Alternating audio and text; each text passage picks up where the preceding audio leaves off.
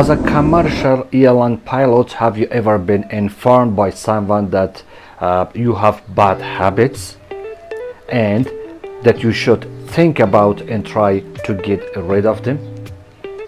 Sometimes we don't even realize we have a bad habit until the resulting incident or accident occurs.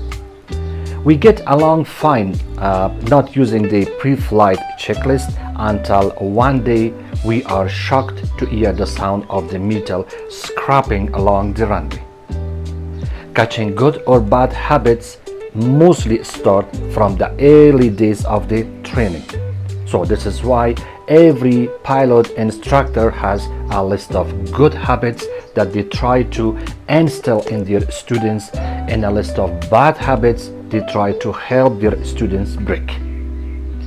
There are mostly 10 bad habits that pilots can have, even if they do not know that they are regularly flying and carrying their bad habits with them. Do you want to know what they are? If the answer is yes, stay with me to find out each, starting from 1 to 10.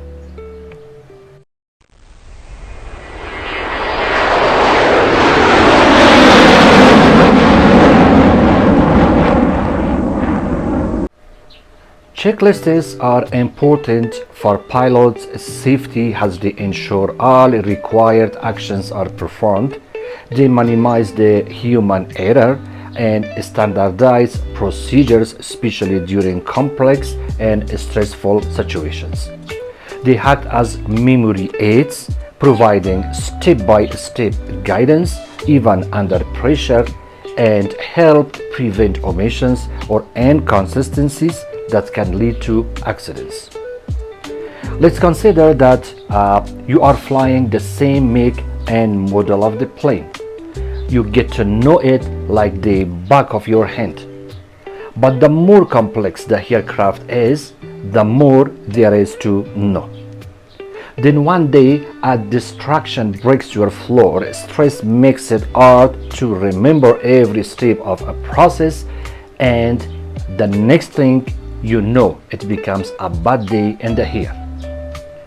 While memorizing checklists might seem efficient, it's generally discouraged in aviation.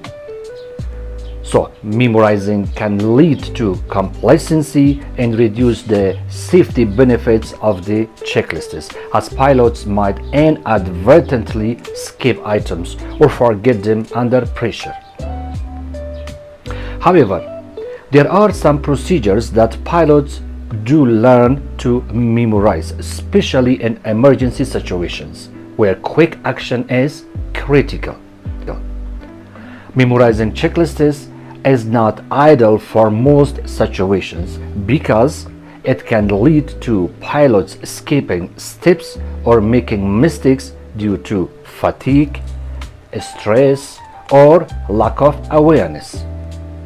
If pilots rely solely on memory, they may not be as attentive to the checklist or as truly review the items as they would if they followed the printed list. Under stressful situations, pilots might forget or misinterpret memorized procedures, leading to mistakes or delays. While memorizing certain emergency procedures like engine fire, emergency descent, stall warning, and so on is essential for quick response, reliance on memory for routine checklists is generally not recommended.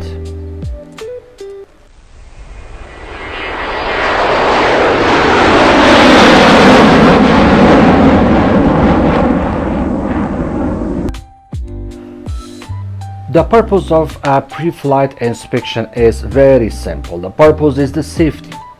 Before every flight, the aircraft must be checked to ensure it's in the proper working condition and free of any potential hazards. A pre-flight inspection allows you to spot any issues that could compromise the safety of the flight.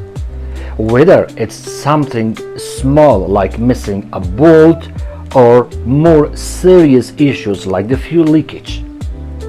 You won't find many pilots who don't conduct a pre-flight check or who at least do not admit to that.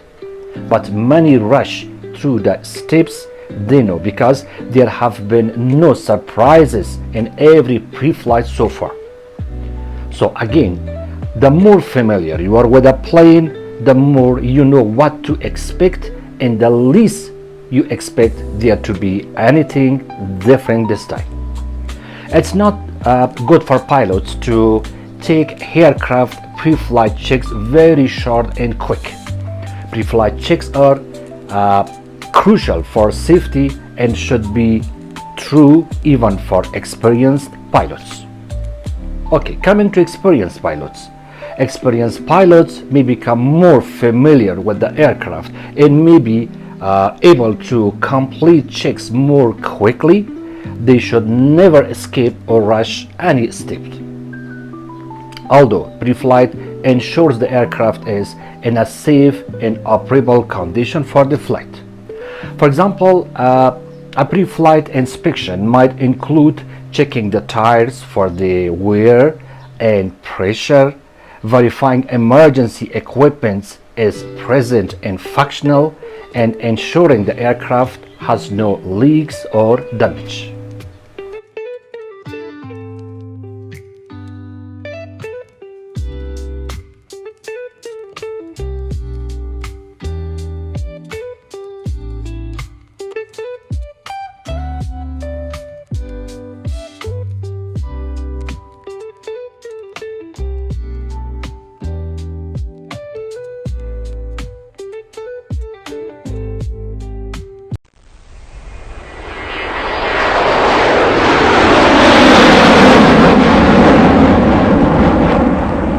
When taxiing a large aircraft, it's crucial to maintain a slow and controlled speed. Typically, the taxi speed can be between 10 to 15 knots.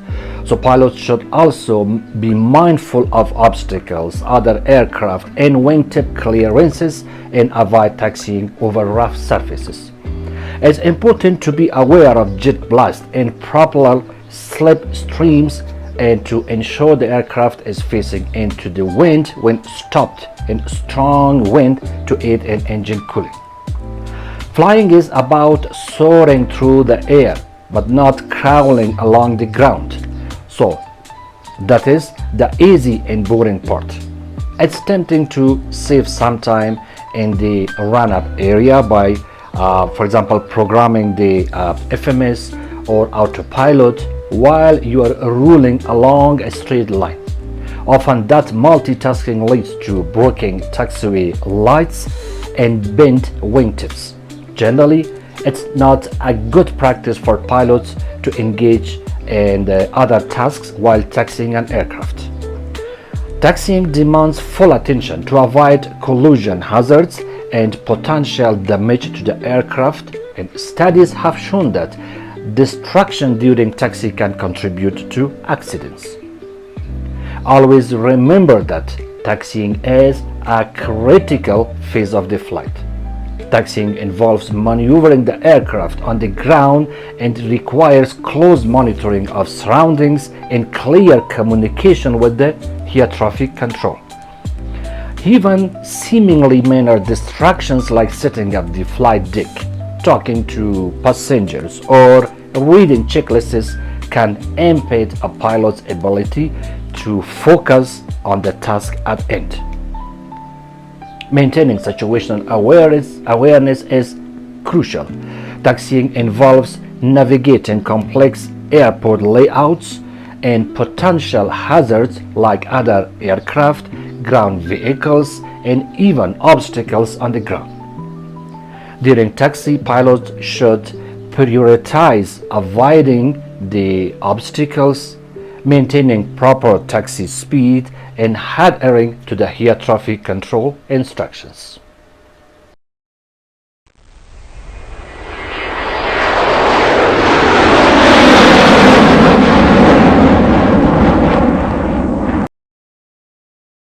Patience is crucial for pilots as it helps them maintain calm under pressure, make sound judgments, and handle unpredictable situations.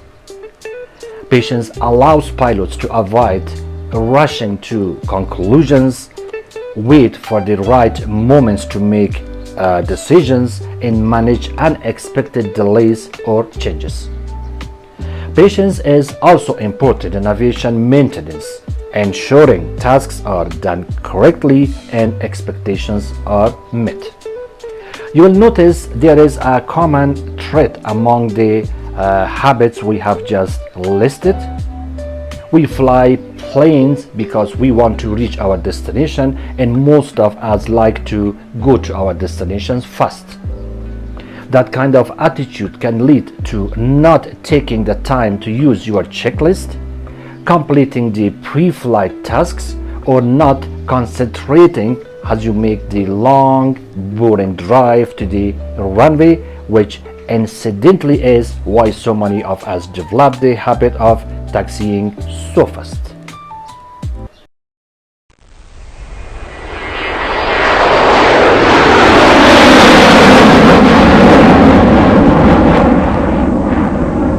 Pilots are required to look outside the aircraft during flight, and it's a critical part of their duties and training.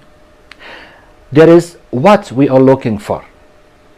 We should have a regular look outside for the collision avoidance to maintain safe separation and prevent mid-air collisions. Looking outside helps pilots orient themselves with respect to the ground, to the terrain, to the landmarks, and other visual references. Besides all, pilots need to visually assess weather conditions like cloud cover, visibility, thunderstorms, or icing. During visual approach and landing, pilots rely heavily on visual references just to align the aircraft with the runway and make a safe touchdown.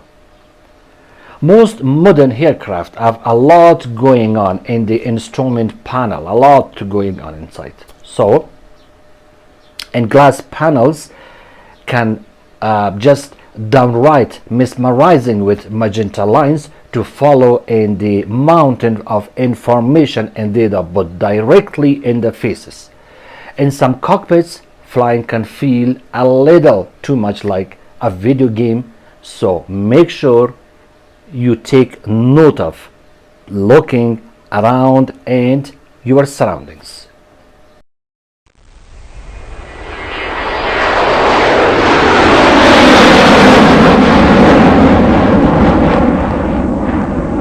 Rudder is a primary flight control surface which controls the rotation about the vertical axis of an aircraft. This movement is referred to as yaw. The rudder is a movable surface that's mounted on the trailing edge of the vertical stabilizer or fin. The rudder is used to control the position of the nose of the aircraft to the left, to the right. So it's not used to turn the aircraft. Aircraft turns are caused by banking the aircraft to one side using either the ailerons or the spoilers. This is one of those bad habits that you develop early in your flying days, and then it sticks with you until it feels normal and you don't even notice you are doing it. So lax rudder skills can make crosswind landings difficult or impossible. Uncoordinated turns can become stalls, so much of flying comes down to keep the ball centered.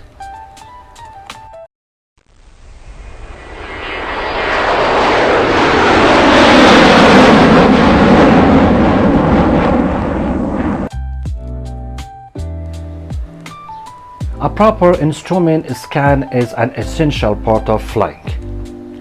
A standard instrument scan helps pilots to, besides picking required and important information from the instruments, they can have all other instruments under monitoring no matter if they are not required at the moment. Focus primarily on the attitude indicator. Then your eyes never travel directly between the flight instruments but move by the way of the attitude indicator as the mother of the indicators.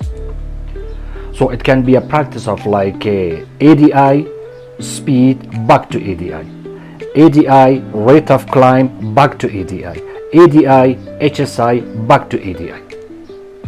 Regardless of whether you are flying with round instruments or the latest glass, the basics of instrument flying are still the same, starting with developing a true scan versus a partial one.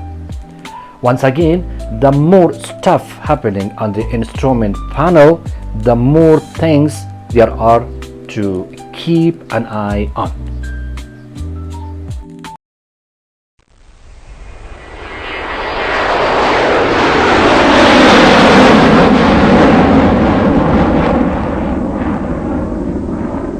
It's easy not to sense how tightly you are holding the yoke until you find yourself off course, off altitude, or having to constantly retrim. A light touch, okay? A light touch is all you need to fly smoothly.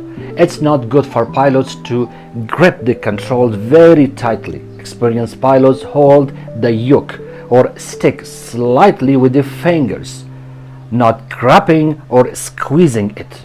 This allows for better control, accuracy, and less fatigue. Over controlling and using excessive force on the controls can lead to erratic flight and unnecessary strain. A light grip allows for more precise control inputs and better feel of the aircraft. In fact, the feel of the aircraft response. Tight gripping can lead to muscle fatigue, especially during long flights or in turbulent conditions, and besides all, tension and excessive force can result in overcorrection and erratic flight, making the plane feel less stable. What good pilots do? That's a question. Good pilots use the trim system to maintain the desired aircraft altitude and reduce the need for continuous control inputs. A light and relaxed grip contributes to smoother flight maneuvers, especially during landing and in turbulent air. Some key points just to note are: use only the force necessary for the control. Learn to use the trim system effectively. Allow the aircraft to stabilize before making further corrections. And the last one, release the controls when possible to avoid over controlling.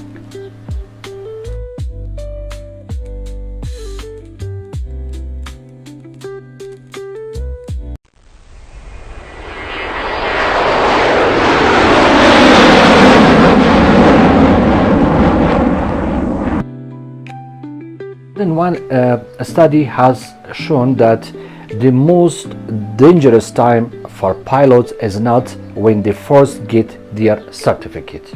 It's about 1,000 hours down the road when things have gone smoothly and nothing major has gone wrong for all those hours. When many pilots start to relax and feel that they have got flying down pat. So that is the time they start to make mistakes, and normally procedures are ignored, and if continued will lead to unsafe conditions and will change the cockpit into a basket full of error and mistakes.